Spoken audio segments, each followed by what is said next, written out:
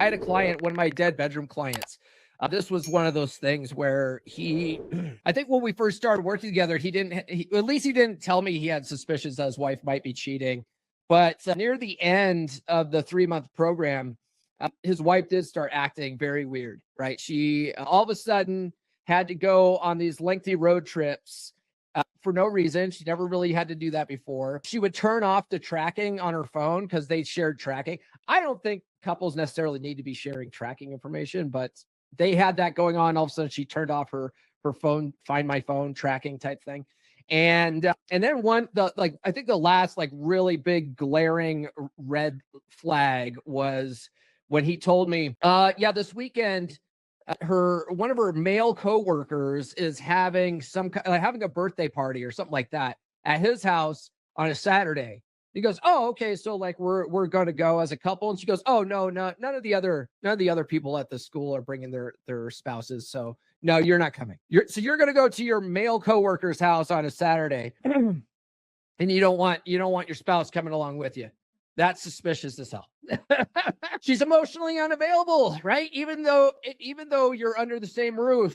That's probably most people that tune into these dead bedroom episodes, right? That by itself doesn't necessarily mean she's cheating yet, right? But it could be, especially if you add that to all these other signs. Okay. But a lot of times women will mentally check out and not necessarily cheat right away, but they will start looking at their male orbiters. And all women, like it or not, have male orbiters around, Tom in sales, who's a real slick talker, and they occasionally go get coffee down at the coffee cart every once in a while together. You know what I mean? Her work husband. She becomes overly critical of you out of nowhere. Out of nowhere. She's always been very either supportive of like what you're doing or at least indifferent, right? It doesn't bug you about too much, but now every little thing you do is a problem for her and she's got to piss and moan about it. Okay. Something's off. Something's definitely off in the relationship at that point. She might not be cheating, but like I said, if you add some of these other more suspicious things to some of these other minor things, like it builds sort of a portfolio or what is it a dossier. I don't know what word am I looking for here. Sort of starts building a case, right, for her possibly being cheating. Okay, she stops caring about your opinions or input on major decisions. Now this could also be true if you just are the kind of guy that defers to her decision making because you're trying to make her happy all the time. Happy wife, happy life. A lot of guys do that. In fact, I would say 97% of guys do that. They don't want to make the decision because they don't want to upset their wives or their girlfriends. So they, in an effort to try to make her happy, they leave all the decision making up to her anyway. When she doesn't want to make decisions, women don't even know what they want to eat for dinner half the time, right? That's why when you go to let her make the decision about what's for dinner tonight, you guys always end up in a fight. But now she doesn't even want to come to you to get your input. Because really, when women come to you for input on what should I wear, like what should I eat, like all that kind of stuff, they want you to make a decision for them. Women hate making decisions. That's why, like, being fully in your masculine and setting the tone in relationship, you'll be the guy that makes a lot of these decisions, right? Nurse chick, I'll say this, nurse chick, going off a slight tangent, but still, relevant. Nurse chick, when we go out to dinner, she's pretty good at picking what she wants to eat, but oftentimes I'll ask her, so, hey, what are you having, right? And she'll tell me. And then when the waiter comes, I'll order for her. That's a very sort of dominant masculine move. Like she tells me what she wants, but she can't decide. Sometimes I'll just point at something. I'm like, have that. That looks good. She's like, oh, okay. Yeah, that sounds good. And she'll do that. Right? Women are very good. Might do that for my mom all the time. My mom can't ever make up her mind what she wants, especially if you give her a menu that's got 1,000 options. I'll just say, hey, mom, why don't you have this? But anyway, if she doesn't even care about your opinion or input on major decisions anymore, a lot of times it's like you're mentally in her mind out of the relationship already. This is why when women go and cheat, right, they justify it to themselves. To them, you're already broken up in their mind. So it's not cheating, right? They'll do these mental gymnastics type things. All right. Guys, do follow me on social media. The links are in the description. I'm on all the good platforms. Get my free ebook. She's Made You Weak. It explains the betaization process and why attraction tends to erode in long-term relationships. And for you guys that have gotten the ebook, you'll probably be getting emails about this later today, but I'm going to be putting on a live workshop this Saturday. Now I'm gonna paint a scenario here, okay? You're the kind of guy who his wife flinches when you touch her, right? She avoids kisses or acts like you're just a roommate. That's not a phase, okay? That's a silent crisis. And every time you try to talk about it, it only makes things worse. And you're not crazy, and she's not stressed, okay? You've lost the spark, the attraction, and what's worse, you're starting to lose yourself. Okay, your confidence, your edge, your role as a man she used to lean into. And if nothing changes, this doesn't end in silence.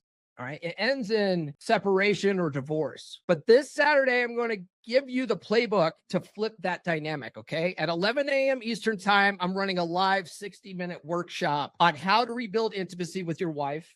It's not therapy, it's not blue pill bullshit. It's real practical strategy to rebuild her desire and reclaim your masculine edge. We'll walk through building sexual tension again together live. You'll get a workbook. You'll take action. You'll start shifting this immediately, hopefully. All right. Some guys will take this information. Actually, what's going to happen is a lot of people are going to buy this. They're going to pay for the live workshop and not even watch it. That's what's going to happen. They're going to feel good that they paid for a workshop and not do fuck all. You're going to start being able to shift this immediately. We're going to talk about how to tease her without getting shut down, how to touch her in ways that awaken desire, and how to speak like a man who leads again, okay? It's $97. The registration closes Friday at midnight. All right, midnight Eastern time. Replay's only going to be up for 72 hours. The reason why I'm doing this is I'm trying to get you guys out of complacency to take some fucking action.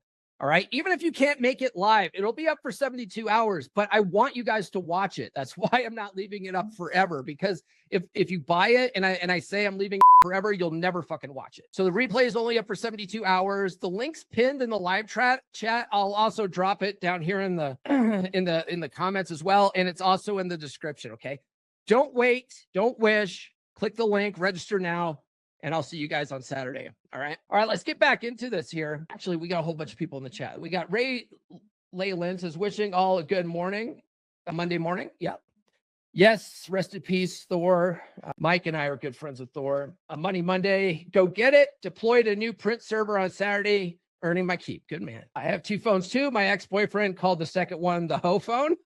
Is that your burner phone, Dottie? Oh man. Yes, it is. It is sad that Thor passed away, but he's in a better place now. Okay. No apologies, Dottie. We don't apologize for our friends dying here on the podcast, but I appreciate the condolences. Yeah. Bro phone and hoe phone. You guys are terrible. Terrible. I can't believe this. I can't believe you guys talk about hoe phones and bro phones. All right. The next one is she avoids intimacy. All right. But not only that, she gets defensive when you bring it up. Oh, man. All you want is sex, right? I did a live stream with Gia McCool the other day. And Gia, like the whole episode was on how women gaslight men into they gaslight men in various ways. And one of them is she doesn't want sex with you anymore. And she makes it seem like you're a disgusting man, toxic masculinity for even wanting sex in a relationship, even though that's why we have relationships, right? Like otherwise, it's the one thing that keeps you from being a roommate. Oh man, right? She gets defensive when you bring it up. Suddenly, ooh, this is a good one. This is a really good one. Normally around you, and for the last 10 years, she's been frump town, right? When she's at home, she takes off her semi-attractive work clothes and puts on the sweatpants and the baggy shirts and puts her hair in a messy bun and takes her contacts out, puts on her ugly glasses. And then when she goes to Walmart, she's one of those people of Walmart walking around with her pajama pants on, wearing Crocs, just ugly as the day is long because she doesn't give a crap anymore about you and making you happy. And she doesn't care if you're attracted to her or not, right? But now, all of a sudden, she starts dressing up again just to leave the house, just go to the grocery store. All of a sudden, she's wearing her Louboutins and her she's got her fancy hoop earrings on. You know what I mean? Yeah, that's a big sign. All of a sudden, she goes from frump town to trying to be attractive again. You know, it's one thing like Nurse Chick, for instance. Nurse Chick really puts an effort to look good all the time. She does not walk around my house frump town. She does her hair every morning. She does her makeup every morning, even just to stay in the house. She does it because she wants to look attractive for me. She has never once decided to go frump town. And I think the one time she did, she she put on her glasses because her contacts were bothering her. And then I was nagging her about how she looks like Harry Potter or some shit. So now she will not wear glasses even when her eyes are bothering her. She'll walk around blind as a bat. I'm like, what are you doing? You can wear the glasses. Okay. That's the power of shaming. Okay. Anyway, so yeah, all of a sudden she hasn't dressed up for you in forever. And now all of a sudden she wants to look good again. This is one of the things that men have learned from women, and we apply it in Dread Game, right? Like when we talk about like get her to F you again, it's because you've done this stuff too, right? You've gone front town on her. She's no longer attracted to you. She don't want to bang you anymore. So we say, hey man, maybe start looking better, start working, going to the gym, start dressing better, start wearing clothes that fit, maybe start wearing some cologne a little bit. Okay. For one, she's going to be more attracted to you because you're making an effort. And two, other women are going to find you attractive too. Anyway, but it gets her thinking, right? Because that's what she would do if she was going to go monkey. New episodes every Monday, Wednesday, and Friday. Subscribe now.